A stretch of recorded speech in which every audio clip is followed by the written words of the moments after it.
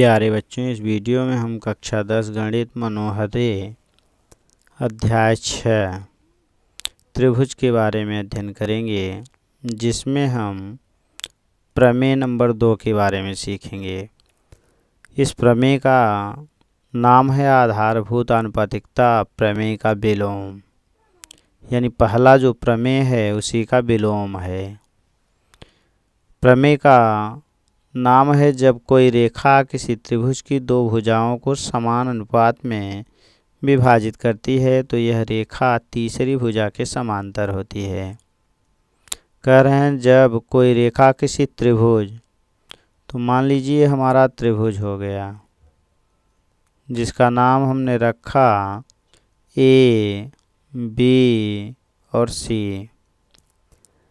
अब कह रहे हैं इसमें समान अनुपात में विभाजित करेगी, अर्थात ए से लेकर मान लीजिए यहाँ डी हो गया है और यहाँ पर ई हो जाए।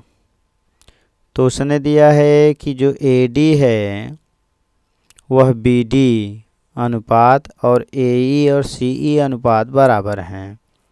तब हमें सिद्ध करना है कि जो बी सी है वह समांतर है डी ई के। तो पहली हेडिंग हम आएंगे तो पहला हमें दिया जाता है कि दिया है। क्या क्या दिया है? पहली हेडिंग है दिया है। इसमें क्या मिलेगा? दिया है हमें कि एक त्रिभुज एबीसी, एक त्रिभुज एबीसी में ए डी बटे बी डी ये बराबर है ए ई बटे सी ई, ये हमारा दे दिया है। अब नंबर 2 हेडिंग आती है सिद्ध करना है। सिद्ध करना है।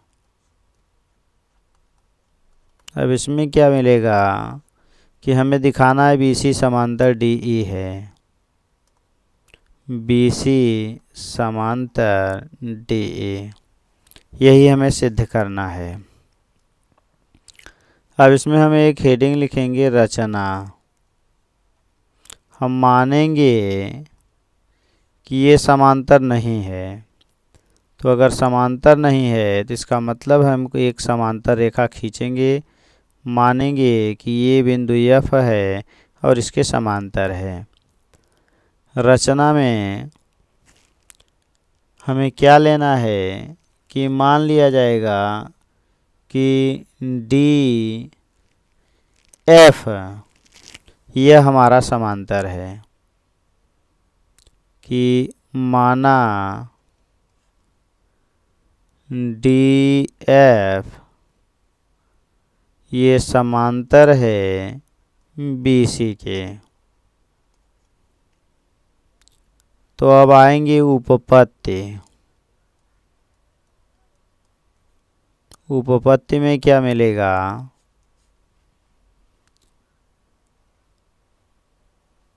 यानी रचना के आधार पर अगर हमारा BC DF के समांतर है, चूँकि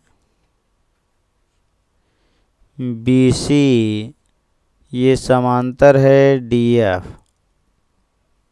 इसलिए अनुपातिकता प्रमेय से हमें क्या मिलेगा कि AD बटे BD ये बराबर हमें मिल जाएगा AF बटे CF।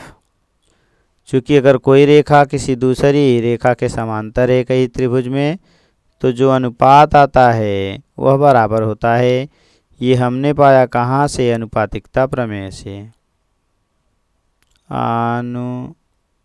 अनुपातिकता प्रमेय से। अब आगे आएंगे। एक हमारा दे दिया है तथा हमें क्या मिला? AD बटे BD ये बराबर दे दिया है AE बटे CE, ये समीकरण नंबर 2 है, ये दिया है। अब यदि हम देखें तो समीकरण 1 और 2 में लेफ्ट बराबर है तो राइट भी बराबर होगा, यानी आ जाएंगे समीकरण 1 व 2 से, समीकरण 1 व 2 से हमने क्या पाया था फिगर में कि यही हमारा त्रिभुज था A B C, हमने इसको माना था D E, और हमने माना था कि ये F वाला समांतर है D से। तो समीकरण 1 व 2 से तो लेफ्ट हमारा बराबर मिला। क्या मिला हमें कि AD बटे BD, अगर हम देखें तो ये AD बटे BD, और इसमें भी यही है AD बटे BD। तो जब बराबर है तो AF बटे CF, यानी AF बटे CF बराबर AE बटे CE, यही बराबर हो जाएगा। तो हमें मिला AF और बटे था CF, ये बराबर AE और बटे CE। अब यदि हम देखें तो दोनों में एक एक जोड़ सकते हैं दोनों तरफ, तो बन जाएगा AF बटे CF प्लस 1, तो ये भी बन जाएगा AE बटे CE और प्लस 1। अगर हम तिर्यक गुणा करें तो हमें मिलेगा AF प्लस CF और बटे CF, ये बराबर AE प्लस CE और बटे CE। यदि हम फिगर से देखें तो A से लेकर F तक और C से लेकर F तक दोनों जोड़ेंगे तो बन जाएगा यानी AC, ये हमारा हो जाएगा AC और बटे CF। इसी तरह देखें तो A से लेकर E तक और C से लेकर E तक, इन दोनों को जोड़ेंगे तो ये भी बन जाएगा AC बटे CE हो गया। अब दोनों का ऊपर बराबर है तो इसलिए कैंसिल हो गया, तो हमें क्या मिला CF बराबर हो गया CE।